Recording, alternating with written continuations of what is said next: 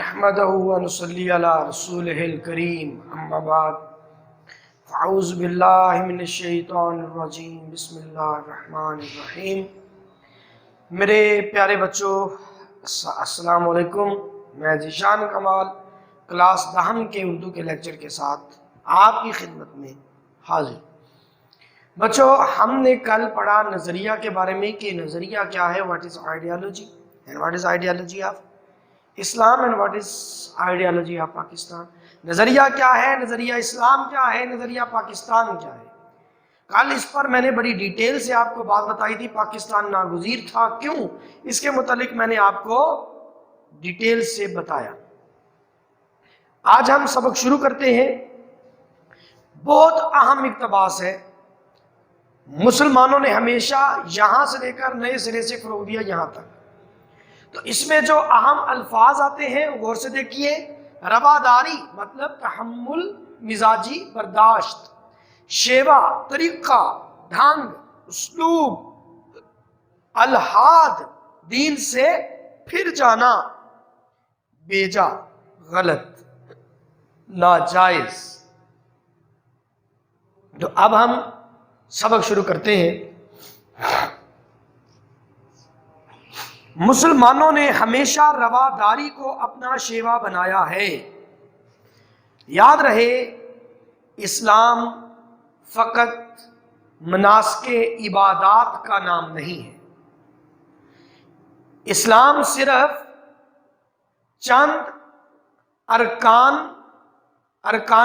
عبادات کا مجموعہ نہیں ہے، اسلام صرف زبان سے توحید اور رسالت کا اقرار کرنے کا نام نہیں ہے، اسلام مکمل ضابطہ حیات ہے اور یہ انسان کو جینے کا سلیقہ سکھاتا ہے، انسان کو ایک خوبصورت معاشرے کی تشکیل میں مدد دیتا ہے اور انسان کی بقا کا واحد راستہ ہے، یعنی انسان کو ترقی، انسانیت کی فلاح اور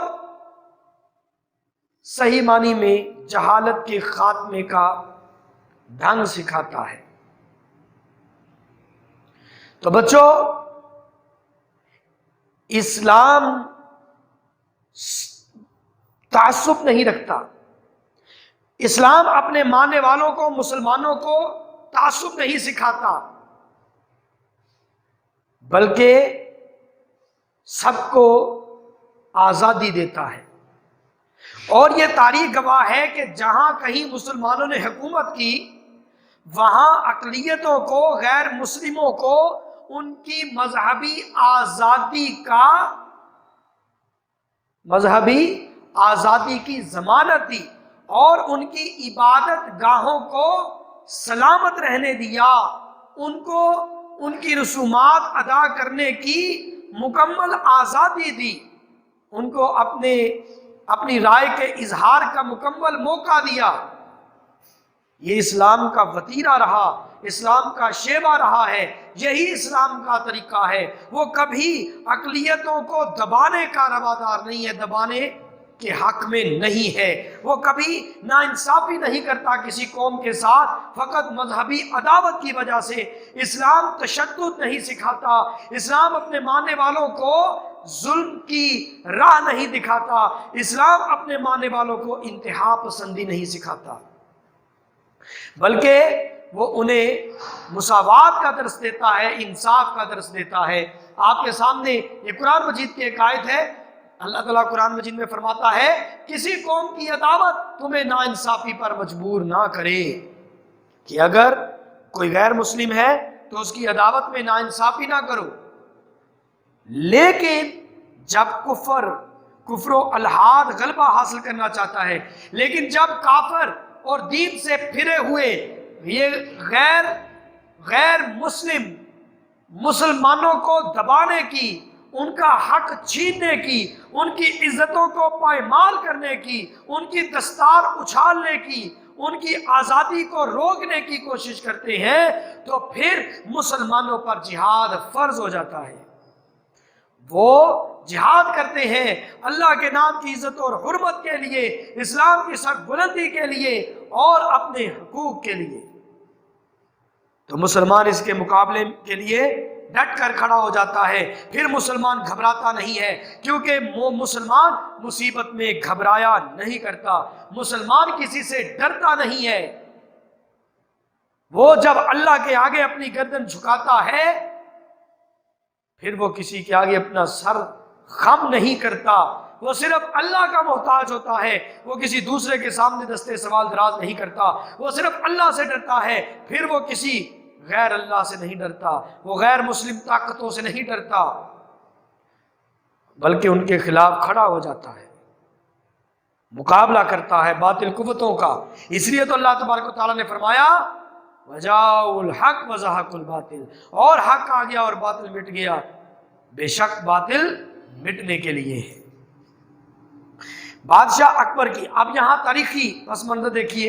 بادشاہ اکبر جسے یہ ہمایوں کا بیٹا تھا، اور ہمایوں بیٹا تھا ظہیر الدین بابر کا، جس نے جہاں مغلیہ سلطنت کا، مغلیہ حکومت کا آغاز کیا بر صغیر میں، اس کا بیٹا تھا ہمایوں، ہمایوں کا بیٹا تھا اکبر، جسے مغل اعظم کا لقب دیا گیا۔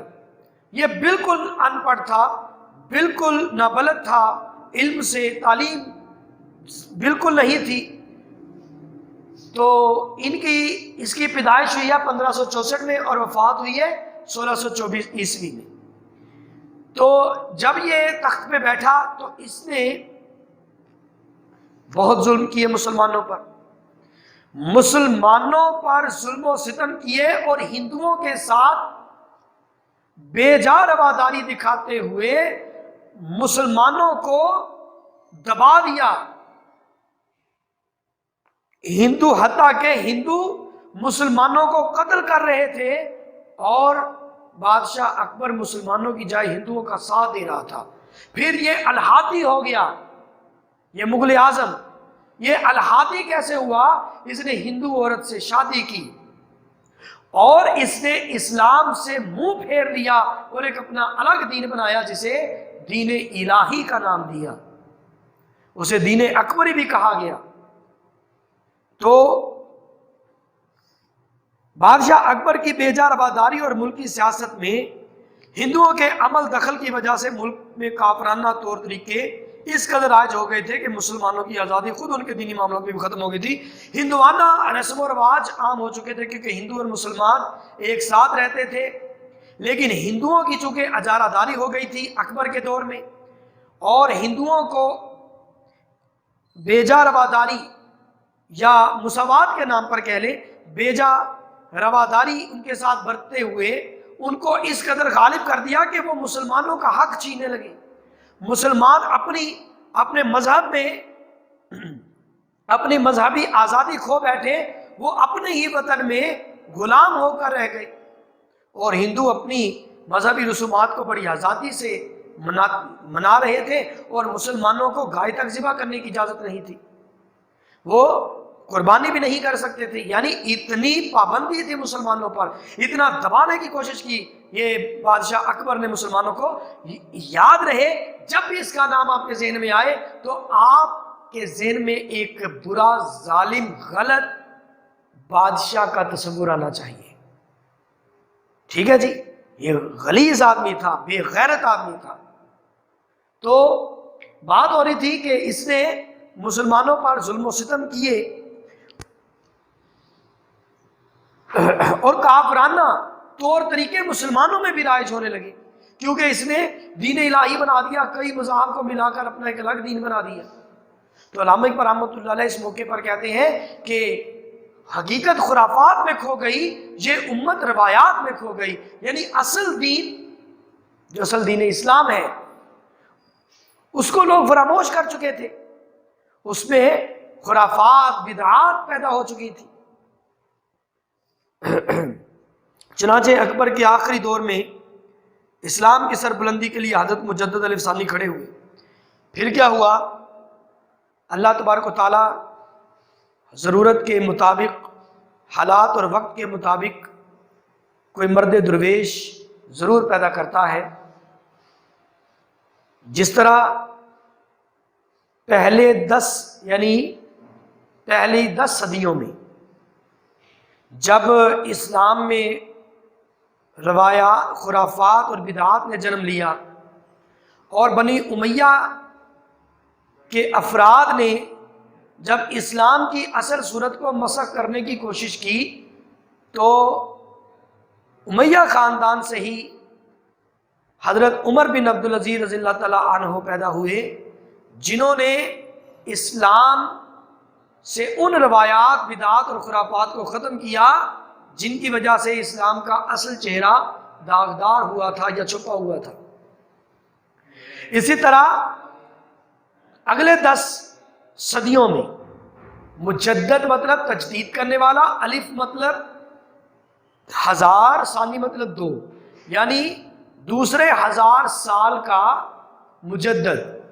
پہلا مجدد الف اول حضرت عمر بن عبدالعزیز رضی اللہ تعالیٰ عنہ ہے، اور مجدد الف ثانی شیخ احمد سرہندی ابن شیخ عبد الاحد فاروقی، یہ جن کو مجدد الف ثانی کہا جاتا ہے، یہ 1564 میں پیدا ہوئے اور 1624 میں ان کا انتقال ہوا۔ ایک چھوٹی سی غلطی ہوئی، بادشاہ اکبر 1542 میں پیدا ہوا اور 1605 میں فوت ہوا۔ اکبر 1542 میں پیدا ہوا، 1605 میں فوت ہوا۔ تو شیخ سرہندی نے سر اٹھایا اکبر کی ان غلط روایات کے خلاف، اس کی ہندوؤں سے بیجا رواداری اور مسلمانوں پر ظلم و ستم کے خلاف۔ اسلام میں اس نے جو بدعات اور خرافات پیدا کی تھی ان کے خلاف اور خالص اسلام لوگوں کے سامنے پیش کیا۔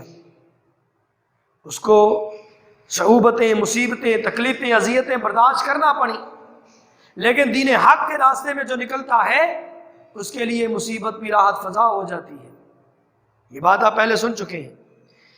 تو بچوں، آپ نے جہانگیر کے زمانے میں محض دین کی خاطر قید و بند کی صعوبتیں جھیلیں اور اسلامی قدروں کو نئے سرے سے فروغ دیا۔ تو مجدد الف ثانی کا دور اکبر کا دور تھا، اس کے بعد اکبر کا انتقال ہوا۔ اکبر کے 3 بیٹے تھے، ان میں دو بیٹے جو تھے وہ شراب نوشی کی وجہ سے اکبر کی زندگی میں فوت ہو گئے تھے، اور ایک بیٹا تھا سلیم، جس کا نام تھا نور الدین سلیم جہانگیر، جسے شہزادہ سلیم بھی کہتے ہیں۔ یہ تو شہزادہ سلیم یعنی جہانگیر یہ وارث تھا اکبر کا، اور اکبر کے بعد یہ تخت ہندوستان پر متمکن ہوا۔ تو شروع میں انہوں نے اپنے باپ کی روش، اپنے باپ کا رستہ اختیار کیا۔ شیخ سرہندی کو، مجدد الف ثانی کو زندان میں ڈال دیا، لیکن کچھ عرصہ بعد انہیں احساس ہوا کہ ان کا باپ غلط تھا۔ انہوں نے شیخ سرہندی کو نکالا زندان سے اور ان کو عزت دی، ان کا احترام کیا، اور جہانگیر خود بھی اسلام کا ایک مبلغ بنا، اسلام کا خادم بنا۔ اس کی ساری زندگی جو ہے وہ امن، مساوات، رواداری اور مسلمانوں کے حقوق کے ساتھ ساتھ اسلام کی خدمت میں گزری۔ تو مجدد الف ثانی وہ مرد درویش تھے جنہوں نے خرافات اور روایات کو نکال کر اسلام کو نئے سرے سے، اسلامی اقدار کو نئے سرے سے فروغ دیا اور مسلمانوں کو راہ راست پہ لانے کی کوشش کی۔ تو یہ بچوں ابھی مختصر بات ہوئی ہے۔ تو اس حوالے سے شیخ سرہندی کے لیے علامہ اقبال رحمۃ اللہ علیہ فرماتے ہیں، گردن نہ جھکی جس کی جہانگیر کے آگے، جس کے نفس گرم سے ہے گرمی احرار، وہ ہند میں سرمایہ ملت کا نگہبان، اللہ نے بر وقت کیا جس کو خبردار۔ تو بچوں نوٹ کر لیں، انشاءاللہ اگلے لیکچر کے ساتھ حاضر ہوں گا۔ جب تک کے لیے اجازت چاہتا ہوں۔ اللہ میں ناصر، خدا حافظ۔